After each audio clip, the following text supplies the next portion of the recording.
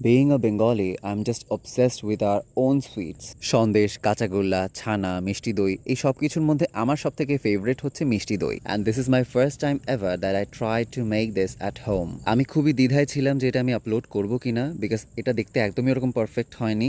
But trust me, এটা খেতে খুবই মজা হয়েছে। চলুন দেরি না করে রেসিপিতে চলে যাওয়া যাক। সবার প্রথমে একদম মিডিয়াম আঁচে চুলায় দুধ জাল হতে দেব। এখানে আমি আধা কেজির একটু বেশি পরিমাণ দুধ নিয়েছি। বেশ সময় ধরে জাল হবার পরে এখানে এবার 1 চামচ মিল্ক পাউডার এবং 1 চামচ চিনি মিক্স করে এর মধ্যে ঢেলে দেব। আরও কিছুক্ষণ নেড়ে দুধটা যখন কিছুটা কম হয়ে আসবে তখন চুলার জাল বন্ধ করে দেব।